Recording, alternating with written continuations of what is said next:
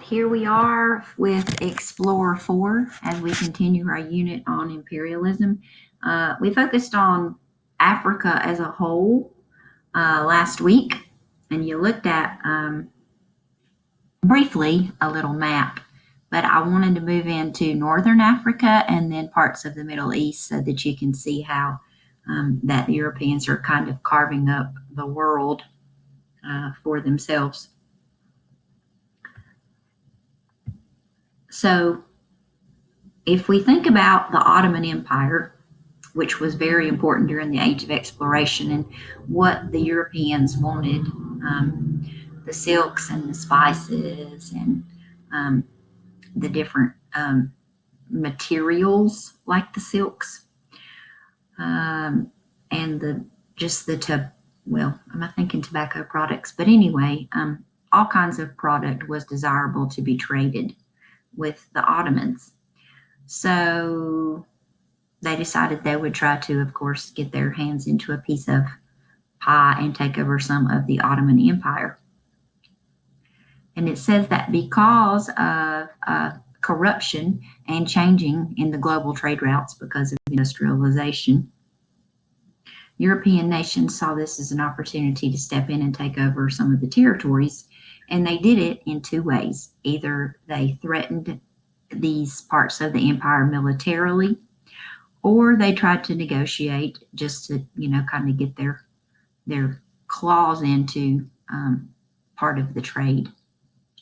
So from here, with that process working successfully, businesses, individuals were then able to gain access to the Persian markets where they could get some of those raw goods. So essentially, if we're looking at colonizing and who ended up with the most in Northern Africa, we would have to say that France came out on top by establishing colonies in Northern Africa. And then if we're looking at the Middle East, which essentially was Persia, Russia and the United Kingdom, as in Britain, were fighting over this particular territory for domination in the Middle East, and they ended up coming to some kind of agreement, I guess, called at the Anglo-Russian Convention, where they divided the Middle East, mostly Persia at the time and modern day Iran, into those, going back to last week's notes, those spheres of influence. So with their sphere of influence, Russia claimed the northern section of Persia, the UK claimed the western section, and then they left the middle sort of as a shared, really, or a neutral territory. So you can see, again, if I'm going to do a quick review for you, France got northern Africa mostly, and the UK and Russia, Britain, when I say UK, remember we're talking Britain, the UK and Russia split up lots of the Middle East with one neutral territory remaining. Okay, so how else did the Europeans increase their influence within the Middle East? Well, if they weren't going to establish colonies, then they still had this issue of how can I make it easy, for me to trade. So they decided, we need some, here we go, infrastructure or framework for some transportation. So in some of the paragraph below, it talks about what country did what to build roads, trains, and canals and increase this infrastructure, which would be beneficial to these European countries, who, of course, were really just kind of interested in the trade aspect. So now, throughout history, we know that Britain and France have kind of gone at each other. We've learned that in social studies class, and here we have another example of how that they are not getting along once again in the 1800s. So one particularly important infrastructure, even today, still in 2020, this infrastructure is very, very important for anybody that wants to trade or travel in the world, and it's called the Suez Canal, and it's located in northern Africa. So what is significant about the Suez Canal? It joined the Red Sea and the Mediterranean Sea, and of course, when that happened, ships could reach Asia, without having to make the long, dangerous trip around Africa. And we know, in the beginning, they were afraid of all that boiling hot water and those sea monsters, and so they tried to avoid it. But even after they discovered that they could go all the way around it successfully, they were still looking for a shorter route to get to Asia. So the French were in charge of designing and building the Suez Canal. And because of its location, of course, it became a source of international conflict, particularly with Britain, who was, very intent upon keeping its empire intact. So they tried unsuccessfully to figure out how they could take over the canal, and captured it even in 1882. But France, of course, was not having any of that. So what it led to was an international conference in a place called Constantinople, which would have been part of the Ottoman Empire that had broken up. And they agreed, because of its placement, its importance, that no one would really be in charge of it, but that it would be used by all countries. And of course, the snooty British government at the time wasn't having any of that. And they thought that, they should still be allowed to have a piece of ownership in it, even though they never really did in the beginning. But they didn't end up signing this agreement that they would use it peacefully until 1904.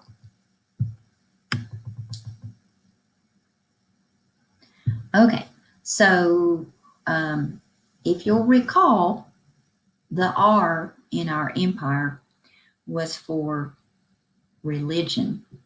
And when the Europeans would conquer or try to have influence with their spheres of influence in any of the regions, they often would try to impose Christianity upon the ethnic groups in the region.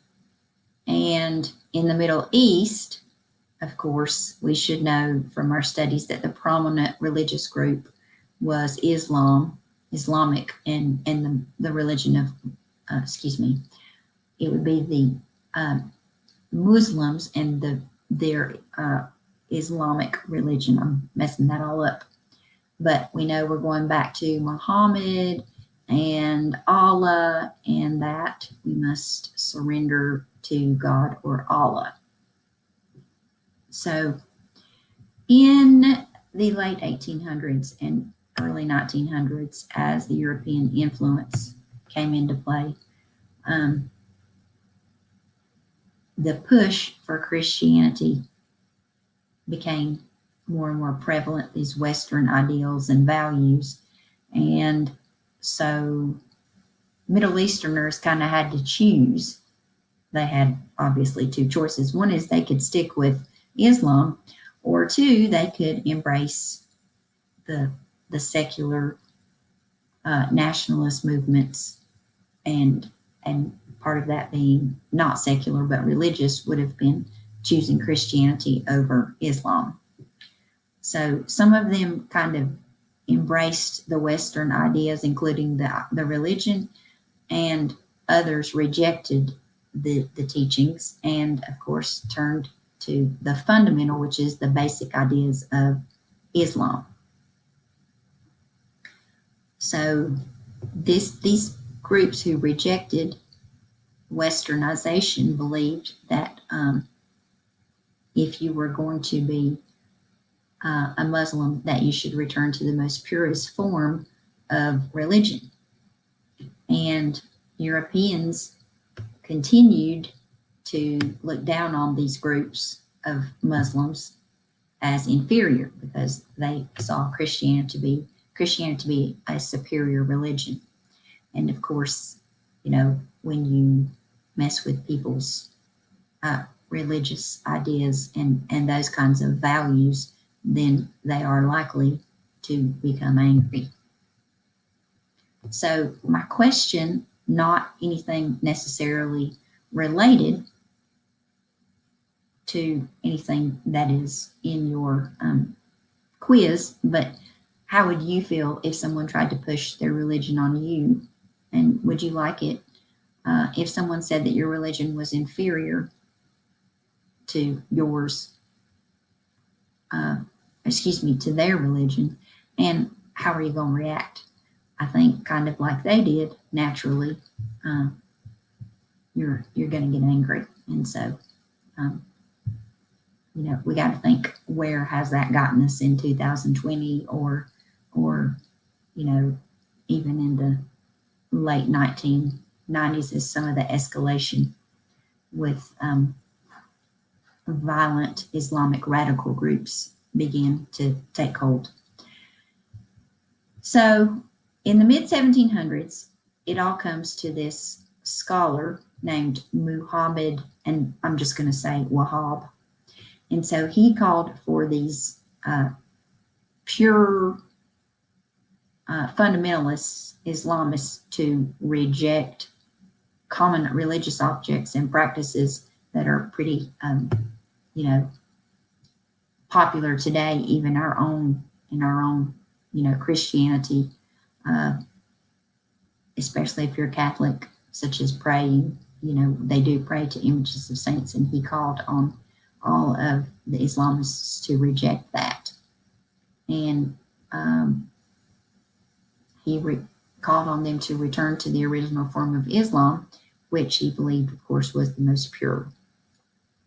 Now, these other scholars that kind of went along with the common religious practices and the worship practices became sort of threatened by Wahhab's ideas and what he was pushing upon the fundamentalist Islamic groups. And so what happened here is that another Muhammad by the name of bin Saud sort of took Wahhab, it's a little complicated, under his wing, okay, and protected him. And here we have the first established Saudi state where all of his followers went to live with him. So in this first Saudi state, which we now is now pretty much Saudi Arabia, these people who believe in what is called Wahhabism and the most extreme teachings of Islam, they live there and perhaps have influenced or given birth to the extremist groups. If you wanted to know how they kind of got started in Saudi Arabia, they were born there because of Wahhabism. And so here we have something very interesting about the birth of Al-Qaeda and ISIS in the state of Saudi Arabia, and those who followed Wahhab's, fundamentally pure Islamic beliefs and teachings. So I hope you learned a little bit about how that Northern Africa was conquered by the French, and how that Persia was divided up by, let's review to make sure you got this, Persia was divided up by Russia and Great Britain.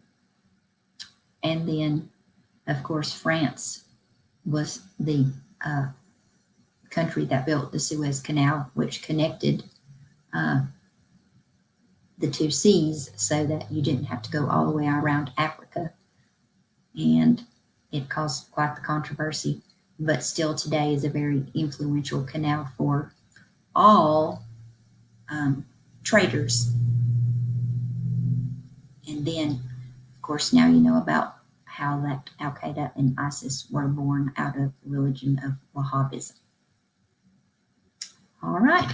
So I hope that if you guys have any questions after you review this, that you will either email me or I'll see you in a Zoom meeting.